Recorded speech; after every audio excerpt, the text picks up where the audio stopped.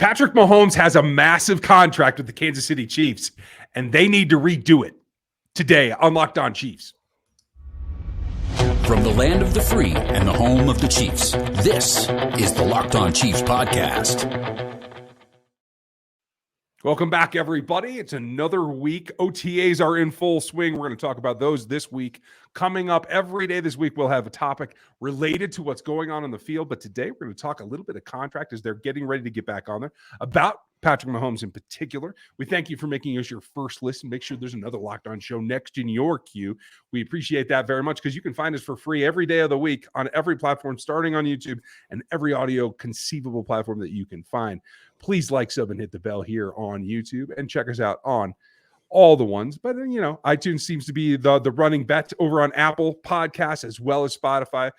Check them out as you will. I'm Ryan Tracy, the founder of Rogue Analytics and Performance Consulting, NFL33.com, and RGR Football. And I'm Chris Clark from Chiefs Corner. There's a lot to talk about when you start looking at Patrick Mahomes' extension that he signed in 2020. It's less than 3 years later, and we're already talking about re-signing it. Yeah, re-signing him or restructuring, I guess, if you want to put it that way.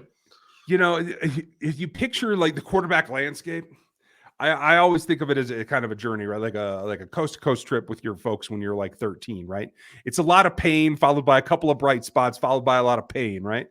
This one is caught up so quickly that even though we knew it was a good deal then, and we knew that Patrick Mahomes was going to grow into it and the team is going to grow more and more favorited by it because it lays things out in a way that has them in a very good position for having a top 5 quarterback in the league, let alone, as we all understand, the best quarterback in this league. But it didn't last long. I thought when it first came out, 27, post 26, maybe pre 26, somewhere around there was about the sweet spot, right? Based on the way that they had laid it out. And I know you're gonna go through the details with us, but I thought that was the best spot. It appears that that's what the Chiefs originally thought as well. But a great piece by Nate Taylor over on The Athletic kind of illustrates the fact that seems to be changing. Did you feel that was a good thing? Are you surprised that we're to this point only a few years later where we're talking about maybe it makes sense to move that restructure up? So there's a couple of keys here. Number one, he's just now played his first year under the new contract. It seems like forever ago he signed it, but he signed it with 2 years left on his original deal. So in reality, he's only played 1 year under this new contract, and we're already talking about redoing it and basically not really ripping it up, but changing it and giving him more money. I think that it's good that the Chiefs say that they want to keep him happy. I think it's amazing that Mahomes has come out and said that all he really cares about is legacy, and it doesn't really matter to him to be the highest paid QB in the NFL. But he also makes another point saying that he wants to make sure to push the position forward for other players as well. So I think that needs to be taken into account. But the reality is that when he signed the contract, he became the number 1 highest paid player in the NFL. He's still got the biggest contract in the NFL. He's not the highest paid on an APY, but he's got the biggest contract in the NFL. Nobody's going to be close to the 10-year. I can't see Justin Herbert or Joe Burrow doing a 10-year deal or anything close. So the reality of the situation right now for the team is, you're probably going to have to re-sign him. Is it going to be 26, 27? Probably not. It may be 25. But the big question is how many more QBs are going to be ahead of him before he gets to a point where you do have to adjust it? That's where it becomes the interesting part. And we should go through it year by year. He is under contract through the 2031 season. That is a long road to look down. But we'll get into the details of what's coming, what's gone, and what's on the table for him. The reason that I mentioned 26 is because going into the 2027 league year, he is a cap hit of $62 million. That is an $18 million jump over his 2026 number. So that's why I felt like it could go until post 2026, just because of those numbers alone, that you actually start to see a reason to restructure it, extend it again, whether it's dummy years or whatever you decide to do. But the other thing is that in the increment, he was 31 against the cap last year. He's 40 this season, and then it goes back down next year in 24. So that doesn't seem to be a likely year. So it seems right now, is it 25 Was it 26? Is it 27? That's the range that we're talking about, right? Yeah, the big question that you have going into this, though, is who's going to be coming up behind him, because it isn't just about, Joe Burrow. It isn't just about Justin Herbert. You have those two guys, but then you also have to think about the fact that you're going to have Trevor Lawrence after this season would be eligible for an extension. How many more guys are going to jump his number and maybe get paid more? Tua, if he's able to stay healthy, is due for a possible extension. And they just signed Jordan Love to a 1-year extension as well, who could also be another guy that could jump up and be above Mahomes. So Mahomes may be in a situation where he's not even top 10 anymore, maybe barely top 12, even after this season. We'll have to see what happens, but that's really where all this is coming from. Is I can't imagine a scenario where you have the best QB in the league, but he's paid like the 15th best QB in the league. Yeah, I mean, there's one thing to take yourself out of the equation and make sure that you're getting a fair wage in order to protect your team. And we should talk about that as Patrick's motivation, as he has stated multiple times. There's another thing to let yourself fall all the way out of like the top 10 or the top 15 when you were the best player in this league. That seems a bit ridiculous. So what's the middle ground? What are his intentions? We're going to go through what he's had to say and really take a look at the perspective of the quarterback and the position that he's in versus the legacy that he seems to want to chase right here in a second. But I'm going to tell you about our friends over at Built Bar. If you're looking for a delicious snack, you need to try Built Bar. Built Bar has some of the best protein bars out there. They absolutely taste amazing, and they're healthy for you. What makes Built Bar so good? Well, for starters, they're covered in 100% real dark chocolate. That's right, it is real dark chocolate. And they come in unbelievable flavors like churro, peanut butter brownie, and cookies and cream. I'm not sure how Built does it, but these bars taste like a candy bar while maintaining amazing macros. And what's even better is that they're healthy. Only 130 calories, 4 grams of sugar, with a whopping 17 grams of protein. And now you don't have to go to the Built website to get a Built Bar. You can go to either Walmart or Sam's Club and pick up a box of Built Bars.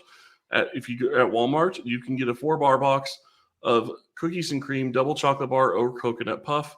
If you're close to Sam's Club, you can go in and grab a 13-bar box of Hit Flavors Brownie Batter Puff and Churro Puff. And you can still get all the specialty flavors at Built.com. You can thank us later.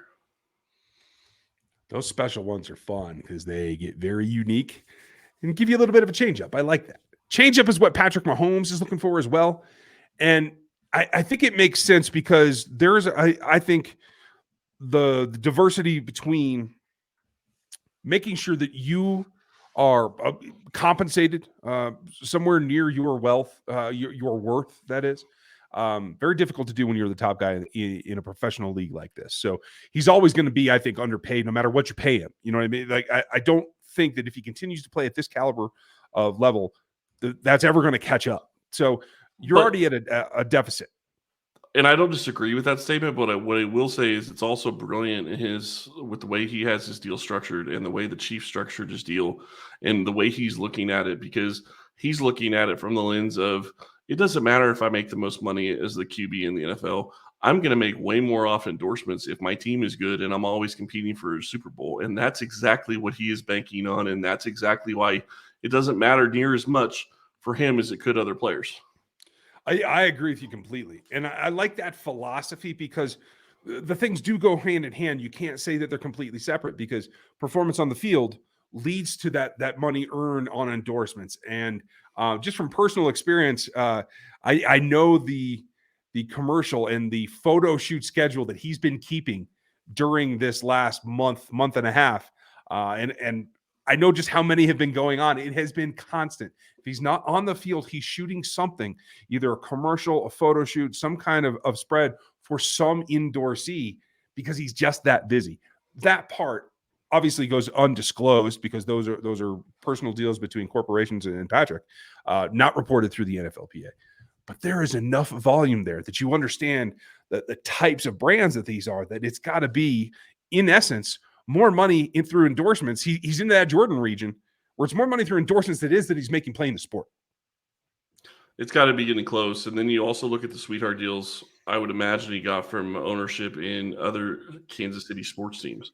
The Current, the Royals. I guarantee you that he got a good deal on those just because of who he is and who he is in the community. And that's really going to help him as well. And then you start looking at some of his other investments. He's a very huge investor in Whoop. He's a huge investor in now Whataburger. He's bringing Whataburger to Kansas and Missouri and that surrounding area. Hyper Ice is, I think, another one of those. There's several different things that he is a huge investment of some sort, and he's a brand ambassador for Oakley and different things as well. So there's a lot of money that he's getting that is outside of the league spectrum, and that is where I think he realizes that he's really going to make the money. And let's not forget, when he came to Kansas City, there was a chance for him to make some endorsements and make money his first year in Kansas City, and he chose not to. His agent and him chose not to do endorsements, not to distract from Alex Smith for his first year here, knowing what was coming down the road. Mm-hmm.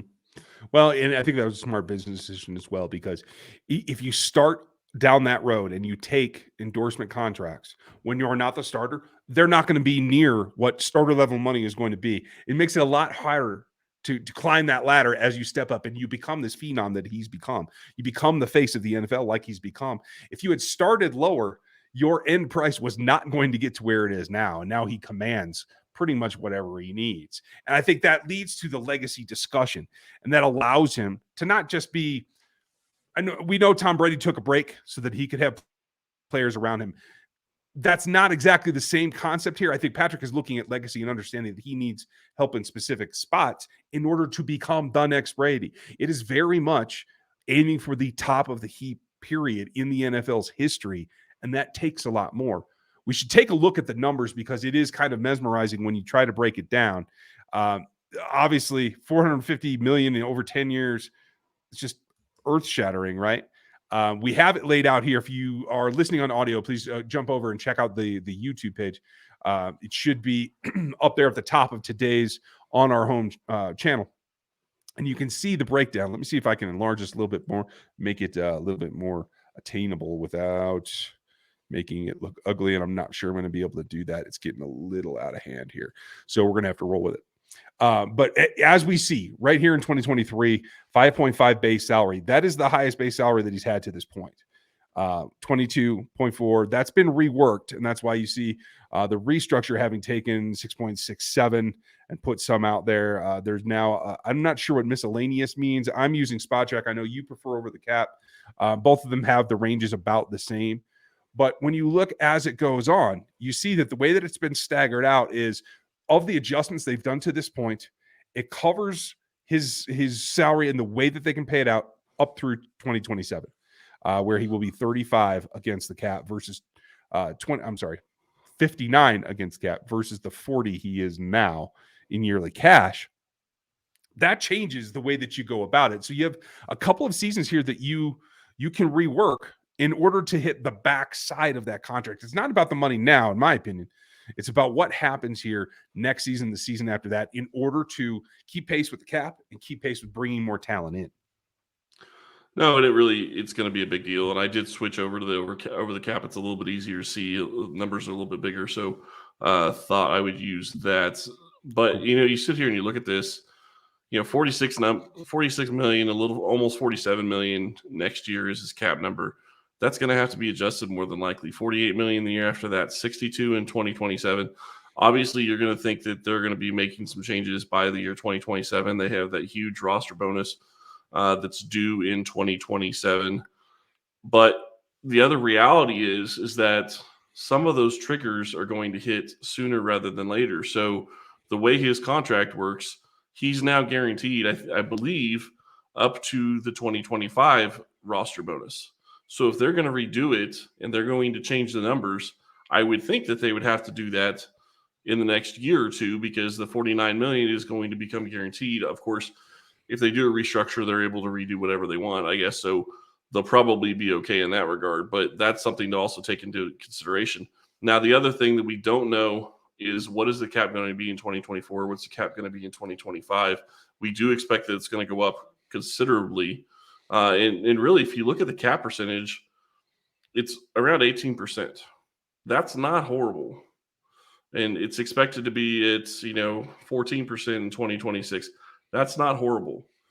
I think you could say you would feel pretty good about having him at being at around somewhere between 15 and 20% of the cap, just because that's the reality of what quarterbacks are getting nowadays.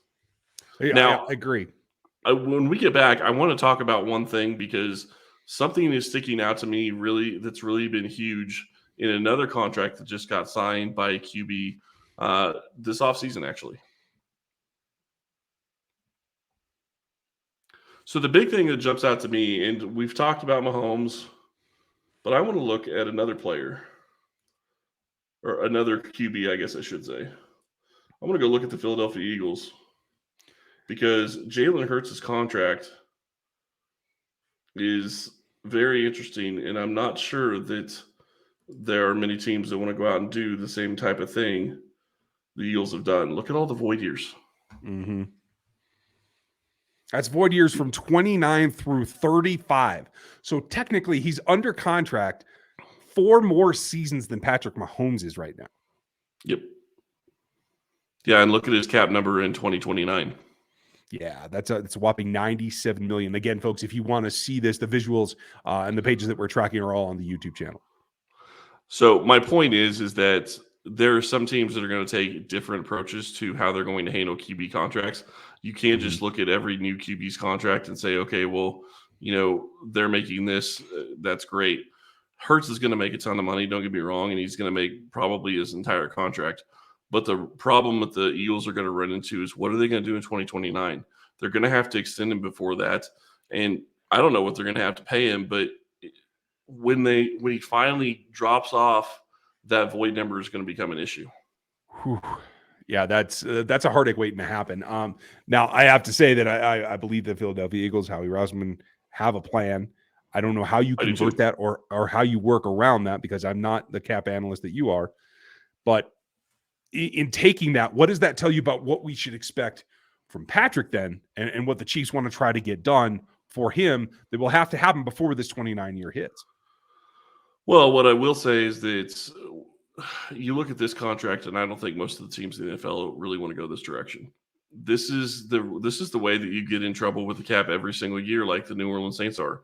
This is going to cost Philadelphia down the road. It's not going to cost them possibly this year. Probably won't cost them over the next 2 years. But don't forget, they're going to have to pay. They're going to have to pay their number 2 wide receiver in Devontae Smith at some point. They're going to have a lot of other guys, a lot of other young players that they're going to have to pay in order to be able to keep that roster together. And the question is, can they afford to do that? This shows that they can because they've spread all this money out. But that's a lot of money to be trying to figure out what you're going to do with in 5 years. And don't get me wrong, I understand Howie Roseman knows what he's doing, and I'm sure they have a plan for it.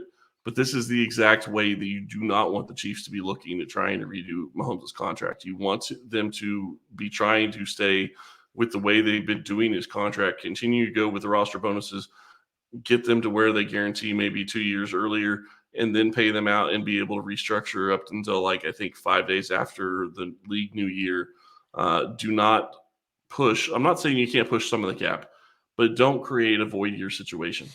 That is not going to be the way that you're going to want it to continue to manage this cap. That makes a lot of sense to me. And I have to say, just by looking at Hurts right now, his total cap hits never approach, I believe, where Patrick is now. What is that? 21, 31, 41, 47, and 28.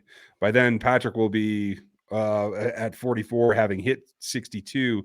So in no way does this Hurts contract, what is the latest and greatest, and you come near paying out the same way that Patrick's does, and that's before they redo it.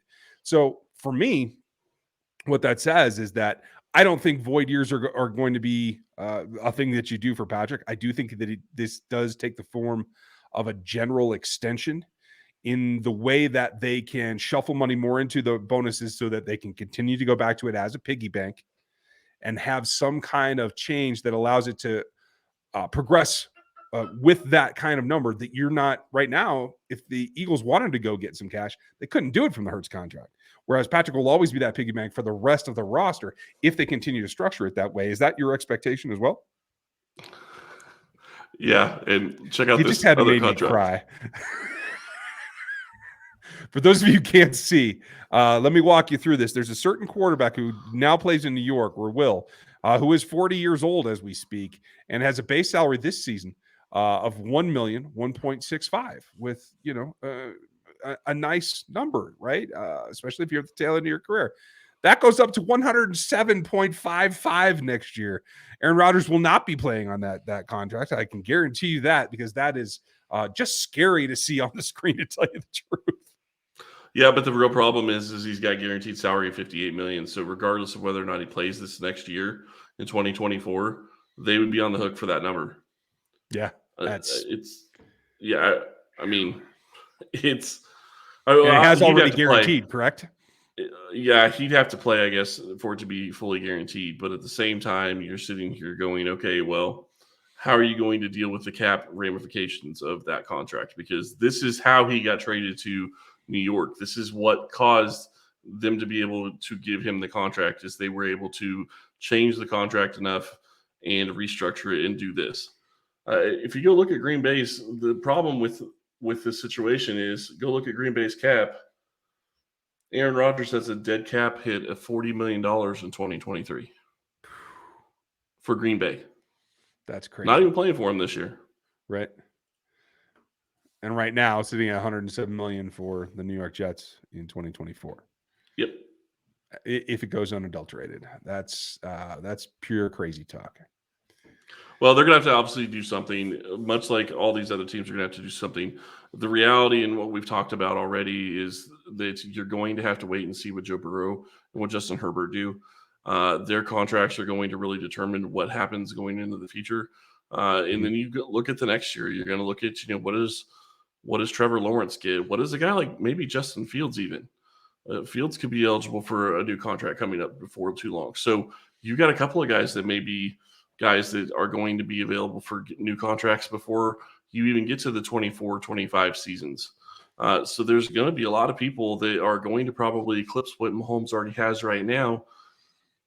That's a tough sell if you're Kansas City. You got to figure out where you're going to come up with the cap space to be able to do it. The one thing you have going for you right now is you still have Chris Jones that you can restructure and get re-sign for a longer deal and get a lot of money this year. The reality, though, is if you do that, you don't want to use all of that space up again this year, because you're going to want to carry some of it forward. So maybe you can redo something next year, or maybe you allow him to have the huge cap hit next year that he's scheduled to have right now, and don't kick more down the road. Mm-hmm. Yeah, take it when you can and let the cap come up organically, as we know that it will. With the YouTube contract change this year, there should be, I think, a little bit more room to play. But given what you see here, and you've compared all these other quarterbacks, what's your expectation that this looks like in terms of, is it a rip up? Can they even get away with that? I don't even know what the penalty exists in this contract, because we don't have all the details. Is it an extension? Is it another 10 years after 2026? Is that what we're looking at? I don't think it's going to be. It depends on when it gets done, I guess. If they do it, if they wait till 2026, I would imagine it's going to be a partial extension, and they're going to add 4 or 5 more years on. Maybe, I don't know. The bigger question in that regard is Mahomes going to be willing to sign a longer deal to be able to do that? Because that's adding another 4 or 5 years. You would imagine he would, but one of the reasons, I think, or at least what a lot of people thought, was one of the reasons Kansas City was able to get him to do the deal that he did was because he had 2 more years left on his rookie deal. Basically, he was going to have his 5th-year option picked up. He had no chance of getting out of that contract anytime in the near future. What I would say in that regard is, I don't think that's what caused him to want to do a 10-year deal. I think he truly wanted. I think him and his agent understood what Kansas City wanted to get done, and I think that is why they did the 10-year deal, not because they felt like they had to try and get a bunch of money. Yeah, that's the way it feels to me. What do you think of Patrick Mahomes? When should they pull the trigger and get another deal done before it continues to get more expensive? Let us know in the comments on YouTube and the reviews on Spotify and on Apple. We would appreciate that. Make sure if you want in on the text conversation that goes off outside of this show itself, text us at 816-357-8781. Get yourself involved. We have a lot coming this week. They are back on the field here Tuesday afternoon. And they should go through and we will have reaction. Matt Derrick will be back with us this week. A lot to consider about who starts to make some noise. That's what I'm looking for this week. We'll have all the reports for you. Thanks for spending your day with us today. We'll talk to you tomorrow.